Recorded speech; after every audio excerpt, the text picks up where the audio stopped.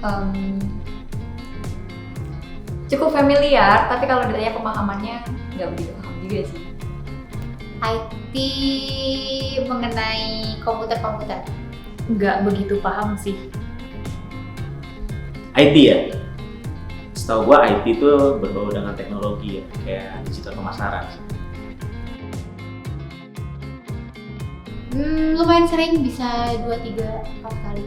Setiap hari cukup sering, apalagi kalau kayak mau buat beli makan atau belanja sesuatu dari misalkan kayak OVO gitu. Tergantung sih, biasanya kalau per hari gua jarang, tapi kalau weekend sih cukup banyak. Bisa dibilang cukup sering.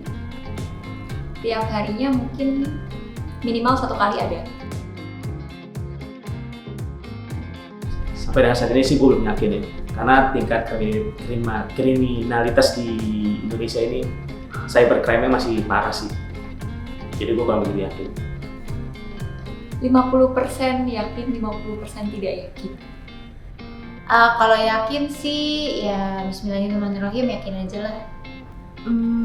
Nggak yakin banget, cuman kalau misalnya dari suatu brandnya yang ternama, ya ada rasa secure sendiri sih.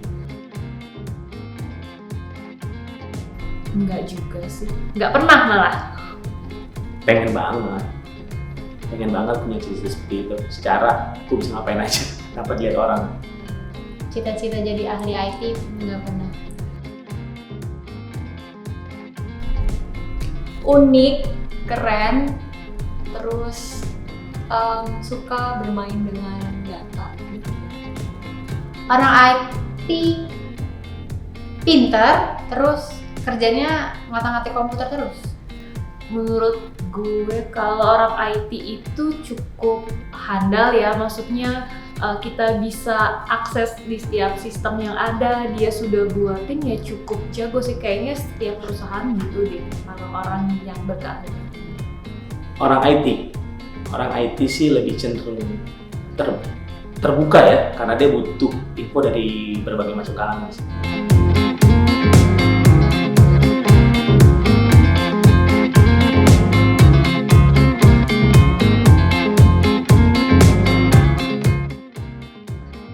Saya semenjak fresh graduate itu di 2007, sekitar 14 tahun, saya mulai masuk sebagai developer di salah satu perusahaan asuransi di Jakarta. Kurang lebih sudah 14 tahun. Secara umum pekerjaan di bidang IT itu sangat banyak ya, mulai dari developer, kemudian ada business analyst, IT support, IT security, IT analyst, data analyst, kemudian yang paling keren sekarang itu ada data scientist. Nah, masih banyak lagi tuh turunan-turunan lainnya di bidang IT. Untuk belajar suatu sistem di IT, yang pertama yang kita harus punya adalah niat. Karena saat belajar sistem itu pasti kita akan mengalami kesulitan dan banyak kesalahan-kesalahan yang kita lakukan. Dan itu biasanya programmer beginner itu mudah menyerah. Nah, untuk itu kita butuh niat yang kuat untuk dapat mengulang dan pelajarinya lebih lanjut lagi. Yang kedua adalah kita harus memiliki fundamental yang kuat dalam membuat suatu sistem. Karena dengan kita harus bisa menerjemahkan apa yang ada di otak kita untuk menjadi sebuah aplikasi. Yang ketiga adalah kita harus learning by doing. Jadi jangan cuma baca doang, kita harus praktekkan apa yang kita lakukan. Kalau bisa malah kita harus buat aplikasi kecil atau sistem kecil, misalnya bikin create, update, delete. Jenjang karir di bidang IT itu dilihat dari lamanya dia bekerja dan pengalaman dia. Mulai dari junior, kemudian jadi senior, manager, kemudian bisa jadi CIO atau CTO. Dan ada juga jenjang-jenjang karir yang membutuhkan sertifikasi khusus saat dia berada di situ.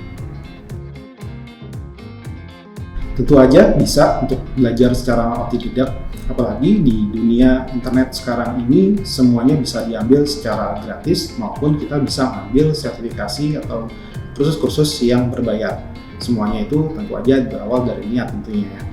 Jika kalian ingin masuk ke dunia karir yang formal, kita harus memiliki background pendidikan yang formal pula. Saya rasa sama aja dengan sebelum pandemi ya. Namun memang perlu diakui dengan adanya pandemi peluang tersebut makin diakselerasi oleh lebih cepat ya, karena semua perusahaan sedang berlomba untuk otomatisasi dan digitalisasi serta merubah pola bisnis yang mereka lakukan. Secara skill, tenaga kerja IT kita tidak kalah dengan tenaga kerja ekspat. Tapi jangan pernah puas dengan skill yang kita punya saat ini. Kita tidak boleh fanatik dengan skill atau teknologi yang kita punya. Kita harus scale up untuk update teknologi yang kita miliki, dan kita juga scale out untuk mempelajari teknologi yang baru. Selain IT skill, yang wajib kita punya adalah untuk kemampuan komunikasi dengan bahasa Inggris atau bahasa asing yang lainnya.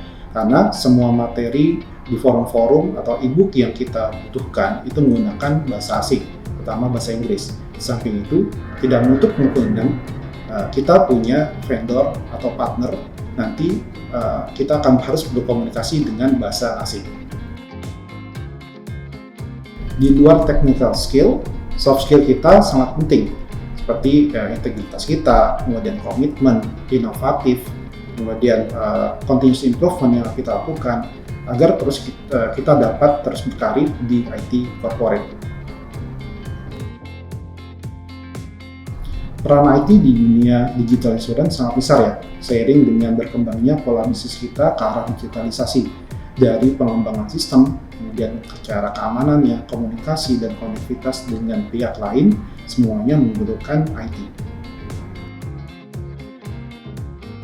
Secara overall saya rasa sama ya, baik dari secara struktur, fungsi kerja, dan lain-lainnya, yaitu untuk membantu perusahaan dalam mengembangkan sistem dan infrastruktur dari sisi teknologi untuk mendukung proses bisnis yang berjalan.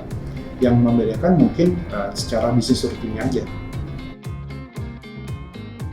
Nggak ada kriteria khusus di IT di dunia asuransi. Seperti yang saya infokan sebelumnya, bila secara hard skill dan soft skill sudah oke, untuk bisnis rutin itu nanti mungkin bisa dipelajari saat mengerjakan proyek-proyek yang ada. Peran IT dalam perlindungan data nasabah itu sangat kritikal ya. Selain melindungi dari ancaman luar, IT juga harus menghadapi ancaman dari dalam. Konsep CIA atau kita bisa sebut sebagai confidentiality, integrity, dan availability harus dipahami betul oleh IT dan harus menjadi standar keseharian di IT. Bahkan kalau perlu, kita harus memiliki standar yang diakui secara internasional. Dari sisi IT, selain challenge di bisnis as usual kita yang akan terus kita otomasi dan efisiensikan, kedepannya disrupsi bisnis asuransi pasti akan terjadi, seperti bidang-bidang yang lain.